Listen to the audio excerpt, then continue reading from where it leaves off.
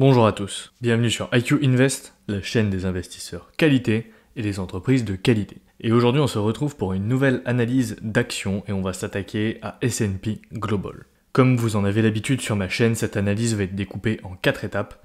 Premièrement, nous verrons la société S&P Global, puis nous ferons une analyse quantitative de la société, puis une analyse fondamentale, et enfin nous évaluerons le prix de la société S&P Global. Et comme d'habitude, pour ceux qui sont nouveaux et qui n'ont pas vu mes vidéos qui expliquent ma méthode d'analyse, je vous renvoie vers ces dernières que vous trouverez en description et en haut à droite de la vidéo. Avant de commencer également, le disclaimer habituel, je ne suis pas un professionnel de la finance, cette vidéo n'est donc pas un conseil en investissement, vous êtes tous entièrement responsables de vos investissements et devez faire vos propres recherches avant d'acheter ou non une action. Ceci étant dit, passons maintenant à la review de la société S&P Global. Et pour commencer, c'est une société bien évidemment américaine qui est cotée au NYSE, donc au New York Stock Exchange, et qui a pour ticker SPGI. Elle a une capitalisation de 133 milliards de dollars, elle n'est pas éligible au PEA, elle verse un dividende de 0,86%, et elle est dans le secteur de la finance. L'histoire de la société débute en 1860 quand Henry Varnum Poor publie le livre History of the Railroads and Canals of the United States, qui rassemble des données sur le marché des chemins de fer aux États-Unis. En 1862, Poor se fait nommer commissaire de la Union Pacific Railroad. En 1884, Charles Dow invente le premier indice du monde, donc basé sur 11 actions à l'époque. Et en 1896, ce même Charles Dow crée le fameux indice Dow Jones Industrial Average qui existe toujours aujourd'hui et qui regroupe 30 entreprises américaines. En 1906, l'auteur Lee Blake fonde la Standard Statistics Bureau afin de fournir des données d'analyse financière aux investisseurs. En 1907, Poor's Publishing attribue sa première notation de crédit, donc Poor's Publishing est la société qui a été fondée par Monsieur Poor. En 1923, Standard Statistics crée son premier indice boursier. En 1941 a lieu la fusion de Standard Statistics et Poor's Publishing, et la société devient Standard & Poor's, la société que nous connaissons aujourd'hui. En 1957 a eu lieu la création de l'indice S&P 500 qui est toujours à l'heure actuelle l'indice le plus suivi au monde et qui est considéré comme la référence du marché boursier. En 1964, S&P crée la première base de données financière informatisée qui s'appelle CompuStat. En 1966, S&P rejoint la société McGraw-Hill. En 1969, S&P crée le système QZIP qui sert encore aujourd'hui et qui sert à identifier des instruments financiers. En 1987, S&P crée la filiale indienne CRISIL qui devient la référence dans la notation des entreprises en Inde. Et en 1999 a lieu la première création d'indices développement durable avec le Dow Jones Sustainability World Index. En 2018, S&P acquiert la société Kensho, qui est un leader dans l'IA et le machine learning, et acquiert également la même année Penjiva's Data Analytics Platform. En 2019, S&P Ratings devient la première agence de notation internationale à rentrer sur le marché domestique chinois. Et en 2022 a lieu une fusion entre S&P Global et AHS Markit qui permet d'étoffer le catalogue de services que propose S&P. Maintenant, si on passe par la répartition des ventes par activité, on retrouve en premier lieu le segment Market Intelligence avec 35%, puis les notations avec 26,7%,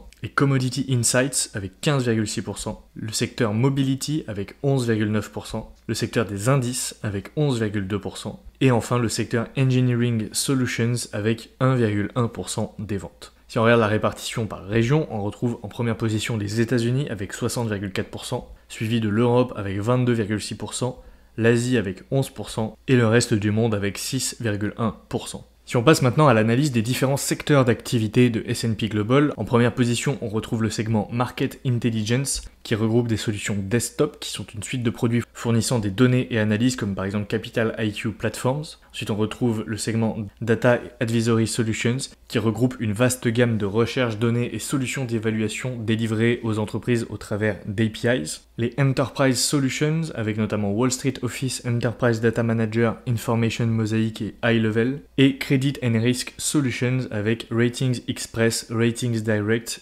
et Credit Analytics. Donc là, on est vraiment sur un segment fournissant des solutions d'analyse de données financières aux entreprises. Ensuite, on retrouve le segment des notations, et là, comme son nom l'indique, il s'agit de notations liées aux nouvelles émissions d'instruments de dette d'entreprise et gouvernementale, ainsi qu'aux instruments de dette structurée. Donc ça va être toutes les notes, les fameux triple A, double B, etc., qui servent à noter les obligations d'État et entreprises. Et également, on retrouve les notations liées au crédit bancaire. Ensuite, sur le segment Commodity Insights, on va retrouver tout ce qui est Energy and Resources Data and Insights, qui regroupe des données, actualités, insights et des analyses sur le pétrole, le gaz, l'énergie et autres matières premières. Price Assessments, qui est l'évaluation des prix et des indices ainsi que des courbes de prix à terme. Et Upstream Data and Insights, qui sont des données et logiciels sur l'exploration et la production de matières premières. Et enfin, Advisory and Transactional Services, qui sont des services de conseil, conférences et événements et services de trading à destination des entreprises. Ensuite, le segment Mobility, c'est un segment qui a été acquis grâce à la fusion avec AHS Markit en février 2022,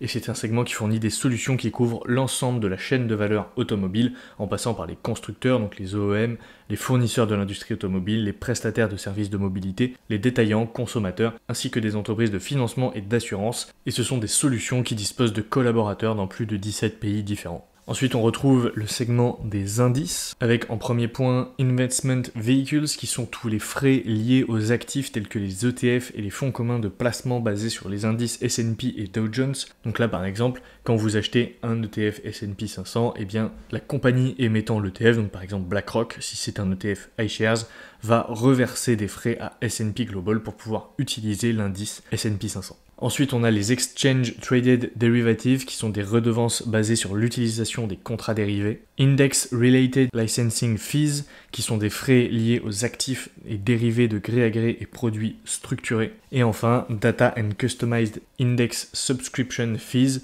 qui sont des frais liés à la gestion de fonds indiciels, de l'analyse de portefeuille et de recherche. Et pour terminer, on retrouve le segment Engineering Solutions, qui est également un segment qui a été acquis grâce à la fusion avec IHS Markit en février 2022. Et ce segment regroupe des solutions d'ingénierie, comprenant des offres de conception de produits fournissant aux professionnels des informations et des perspectives pour concevoir des produits, optimiser des projets et des résultats d'ingénierie, ainsi que résoudre des problèmes techniques et aborder des problèmes complexes de chaîne d'approvisionnement. Donc là, on est sur des services permettant d'aider les équipes d'ingénieurs à mieux concevoir des produits. Maintenant, si on passe au management de S&P Global, on retrouve au poste de CEO Douglas Lee Peterson depuis 2013, en sachant qu'il a rejoint S&P Global en 2011. On retrouve Ewart Steenbergen au poste de CFO depuis 2016. Et enfin, Swami Kocher-Lakota, qui est CIO depuis 2017, donc Chief Information Officer, donc qui est responsable de toute la partie IT de S&P Global. Au niveau de l'actionnariat, on n'a aucun point spécifique à mentionner, il n'y a que des institutionnels relativement classiques qui sont actionnaires, à savoir Vanguard, BlackRock, State Street, JP Morgan, Fidelity, etc., etc. Passons maintenant à l'analyse quantitative de la société S&P Global, et si vous n'avez pas vu la vidéo qui explique ce processus, comme d'habitude, je vous renvoie vers cette dernière, que vous trouverez en description et en haut à droite de la vidéo. Et commençons tout de suite par la rentabilité. Et là, on voit qu'on a un ROCE assez faible sur la dernière année de 6,9%, mais on a eu 40,77% sur les 5 dernières années et 41,63% sur les 10 dernières années. Donc la baisse du ROCE récemment s'explique notamment par l'acquisition de IHS Markit. Au niveau des profits, on retrouve des marges brutes de 66,37%, des marges opérationnelles de 31,54% et des marges nettes de 20,20%, donc on a des très bonnes marges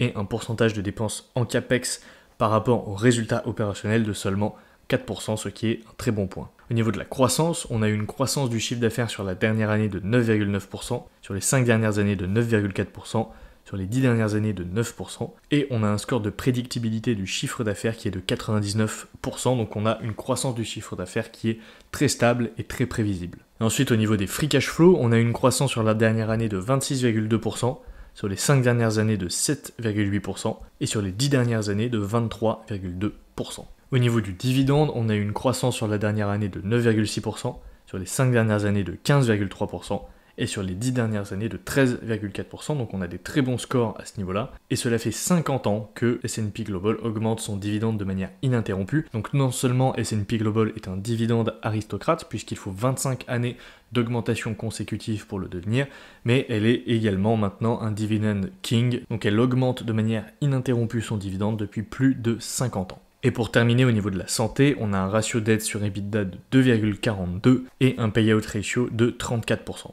Si on récapitule sur tous ces points, on obtient une note quantitative de 18 sur 20, ce qui est très bon. Et si on compare S&P Global par rapport à ses concurrents, on retrouve FactSet Research avec 19 sur 20, Moody's avec 17,5 sur 20 et MSCI avec 17,5 sur 20 également. Et si on compare la performance de ces 4 actions, on retrouve en première place MSCI, suivi de S&P Global, puis Moody's et enfin FactSet Research, en sachant que cette performance est calculée dividende non réinvesti.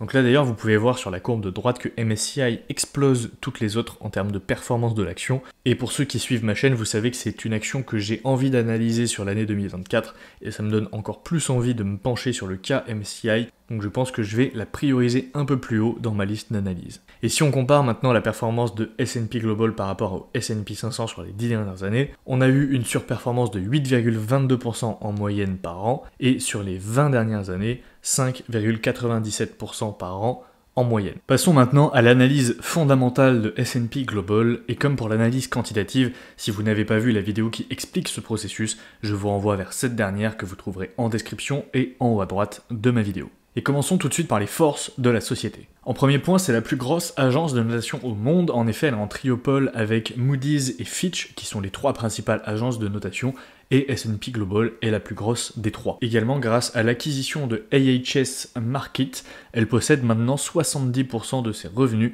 en revenus récurrents. Également, il est intéressant de noter que les marges opérationnelles sont passées de 34% en 2014 à 55% en 2021. Donc ça a été une très très bonne évolution des marges, mais elles ont décliné ensuite avec l'acquisition de AHS Markit, qui possède de moins bonnes marges que les activités de S&P Global. Également, l'indice du S&P 500 qui est émis par S&P Global est l'indice le plus suivi au monde. Il est également intéressant de noter que S&P Global est beaucoup plus diversifié que ses concurrents comme Moody's et Fitch qui sont aussi sur le segment de la notation. Et au niveau de la notation, il y a un effet de réseau qui se crée car plus d'investisseurs font confiance à S&P Global pour avoir des notations fiables, plus les entreprises font appel à S&P Global pour être notées, et donc plus les investisseurs font confiance à S&P Global, etc., etc., et c'est un effet de réseau qui se renforce. Ensuite, le business de la notation est quasiment impossible à pénétrer pour un outsider, car c'est quelque chose qui est très réglementé et sur lequel il y a beaucoup de difficultés pour un nouvel entrant. Également, AHS Markit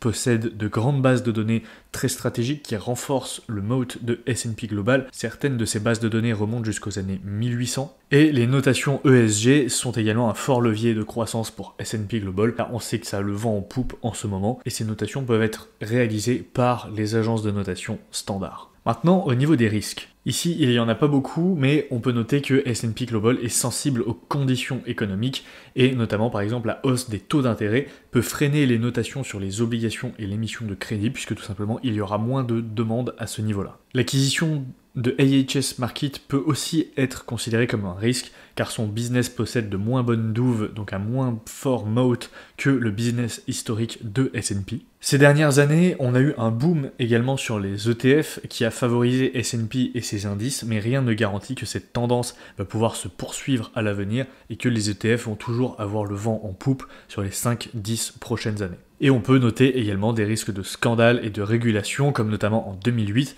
où les agences de notation ont été fortement pénalisées pour avoir noté des junk bonds, donc les subprimes notamment, AAA, ce qui a causé la crise de 2008. Si on passe maintenant à la checklist fondamentale et qu'on commence par les produits, on a des produits chez S&P Global qui sont essentiels, que ce soit sur le segment des notations, des indices ou même d'autres segments. Ce sont des produits qui sont très stratégiques. Les produits sont également achetés régulièrement, comme on l'a vu, 70% des revenus de S&P Global sont récurrents. Les produits sont vendus également à bas prix puisque les coûts sont souvent abordables pour les entreprises. Les produits sont achetés par une large base de clients puisque S&P Global est la plus grande agence de notation du monde et également elle émet l'indice le plus suivi au monde qui est le S&P 500. Et enfin, donc les produits résistent au changement puisque le marché de la notation est quasiment impossible à concurrencer et que S&P possède également beaucoup de données historiques et stratégiques dans le milieu de la finance et possède également des indices très importants comme on a noté le S&P 500 ou encore le Dow Jones. Passons maintenant au positionnement. Et là, on a une entreprise qui est appréciée par ses clients puisque S&P possède la confiance des clients et possède une solide réputation dans son milieu. Est-ce que l'entreprise est unique? Pour ma part, j'ai mis neutre à cette question car autant elle peut être unique sur des aspects, mais elle possède aussi des concurrents sur tous ces autres segments. Par exemple, sur le domaine de la notation, il y a Moody's et Fitch, et on peut également citer sur les indices par exemple, et l'analyse de données financières MSCI qui est concurrent à ce niveau-là, ou encore FactSet Research. Par contre, S&P est le leader sur son marché, puisque c'est la plus grosse agence de notation au monde. Elle résiste à la concurrence, que ce soit sur le segment des notations, des indices ou encore des données, et elle dispose d'un fort pricing power avec une réputation solide et des données précieuses. Maintenant, au niveau du management, est-ce que l'entreprise est facile à diriger? Également, on est plutôt neutre ici, puisque S&P possède quand même beaucoup de segments différents ayant chacun leur complexité, et gérer la synergie de tous ces segments peut s'avérer compliqué. L'entreprise a une bonne allocation du capital puisque Morningstar lui attribue une note exemplaire. S&P est focus sur la qualité de ses produits puisqu'elle met l'accent sur la qualité de ses services et sa réputation est très importante pour son business. Le management de l'entreprise est compétent car le management a su faire de très bonnes acquisitions sur ces 10 dernières années et également, on l'a vu, avant l'acquisition de AHS Markets, les marges ont explosé et sont passées de 34 à 55% en l'espace d'environ 8 ans. Et par contre, le management n'est pas skin in the game puisque le management ne possède pas de lien particulier avec l'entreprise. Ce n'est plus une entreprise familiale et le management n'a pas de part spécifique non plus dans l'entreprise. Et maintenant, pour terminer, l'entreprise a une grande douve puisque Morningstar lui attribue une note de grande douve stable. Elle opère dans un secteur cyclique puisque le secteur de la finance est considéré comme cyclique et également le business des notations dépend beaucoup des taux d'intérêt. L'entreprise a un fort potentiel de croissance et on peut citer quelques leviers de croissance comme les ETF, les notations ESG ou l'utilisation croissante de données financières ou même le développement de l'IA et du machine learning dans ce milieu. S&P également évolue dans un marché en croissance et elle est orientée vers ses actionnaires puisque S&P effectue beaucoup de rachats d'actions et verse un dividende croissant depuis maintenant plus de 50 ans. Et donc si on récapitule sur tous ces points, on obtient une note fondamentale de 17 sur 20, ce qui est très bon également à ce niveau-là. Et au niveau des scénarios catastrophes, pour ma part j'en ai trouvé qu'un seul, et encore il n'est pas si catastrophique que ça, mais un scandale pourrait survenir sur les notations attribuées par S&P Global. On peut citer le cas des subprimes en 2008, ça a fait scandale, ça a un peu pénalisé la société, mais les investisseurs et les entreprises sont quand même vite passés à autre chose, et les agences de notation ont retrouvé leur réputation. Et maintenant, pour terminer, nous allons passer à l'étude de la valorisation, et comme pour les deux étapes précédentes, je vous renvoie vers la vidéo qui explique ce processus, si vous ne l'avez pas encore vu. Et en première étape, on va calculer la Fair Value Estimate, et pour ça, on va utiliser 4 prix. Le premier prix est obtenu grâce à une méthode de Discounted Cash Flow basée sur les revenus, et nous donne 126,6 $. Ensuite, une méthode de Discounted Cash Flow basée sur les Free Cash Flow, qui nous donne 350,31 $. Puis la Fair Value de Morningstar à 395 $, et la Fair Value de Guru Focus à 431,1 $.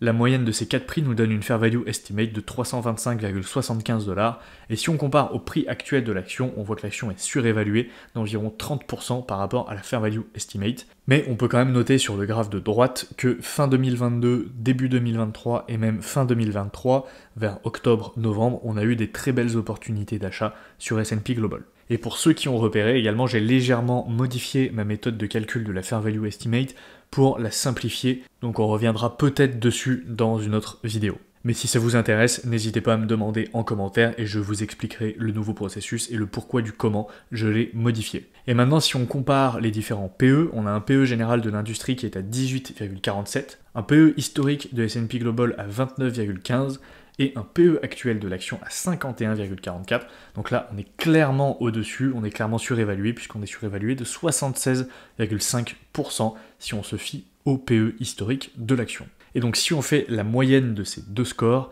on obtient une surévaluation d'environ 53% pour S&P Global. Et si on récapitule donc sur la société, on a une société qui est de qualité puisqu'on a une note quantitative de 18 sur 20. Également, elle a un grand moat et des fondamentaux excellents avec une note fondamentale de 17 sur 20. On peut noter qu'elle est en triopole avec Moody's et Fitch sur le segment des notations, ce qui est un très bon point puisque c'est très dur de concurrencer ces trois entreprises sur ce segment. Par contre, elle est aujourd'hui chère, elle a fortement augmenté depuis fin 2023, mais là vous allez me dire comme à peu près toutes les entreprises maintenant, puisqu'on est dans des plus hauts historiques sur les marchés, on est sur des marchés qui sont clairement surévalués, et on ne sait pas comment ça va évoluer sur 2024, si ça va continuer sur cette tendance, ou s'il va y avoir une correction, auquel cas ça sera une très bonne opportunité d'achat sur les entreprises de qualité. Et enfin, donc pour moi évidemment c'est oui, c'est une entreprise que j'ai déjà en portefeuille et que je continuerai à acheter, mais par contre je ne l'achèterai pas à ces prix-là et je ne l'achèterai certainement pas avec un PE de 50, donc si je dois la racheter, ça sera sur une baisse. Merci à tous de m'avoir écouté, merci à ceux qui sont restés jusqu'à la fin, n'oubliez pas de laisser un pouce bleu sous la vidéo,